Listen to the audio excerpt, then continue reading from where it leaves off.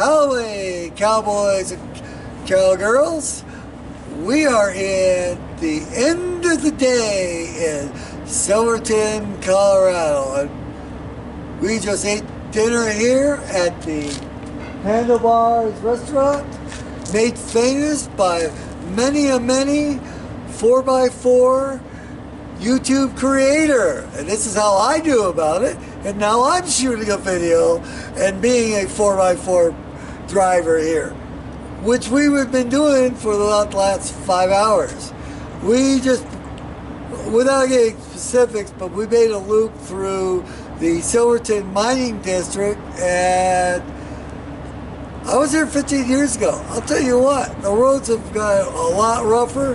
What you used to be able to do in almost a standard car, you need a Jeep with that much of a lift and about that much of a tire and a winch and 20 friends.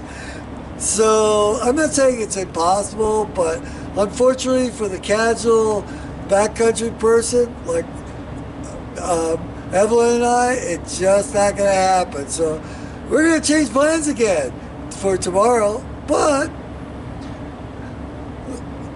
let's show you the rest of Silverton real quick, at least the main street. If Evelyn will turn the camera around, you'll see it's about a 3-block main street here. And you see the car in the waiting distance? Well, that's on the highway. You literally have to come down off the mountain to get to Silverton. And to get out of Silverton, you gotta go up out of there too. And that's what we're going to do in a few minutes. All right, Evelyn, turn to your left. Pan this way. There's some really nice old hotels. I have to admit, Silverton has not been glamified like a lot of western towns. It's really pretty darn nice. By the way, this is also the end of the Durango Silverton. And hey, we were just here in time to shoot the steam locomotive taking the train back down to Durango. By the way, that's an entire day's trip at $100 a person.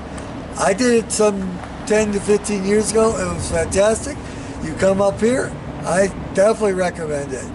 And if you have a supersized good Jeep, and preferably several friends with other Jeeps, this is a fantastic spot to come to. And even if you don't have a great vehicle, I mean, there's still enough here with normal roads that you can see and really get the kind of the knife edge highway experience where the mountain is 1,000 feet above you, drops right to the white line on one side. You have a 2-lane road, no shoulders, and the white line on the side is another 1,000-foot drop to the bottom of the valley.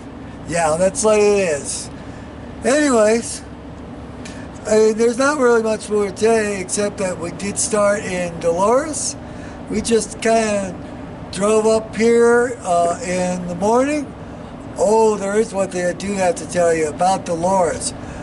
They have one of the old electric motor cars in Durango and a really nice museum. Now, this is September. I expect all this stuff to be closed. Here's the neat thing about it. They actually moved what's known as the Denver and Rio Grande Galloping Goose railroad car down the tracks, which means I actually got to see it move, which is something I have not done in several trips.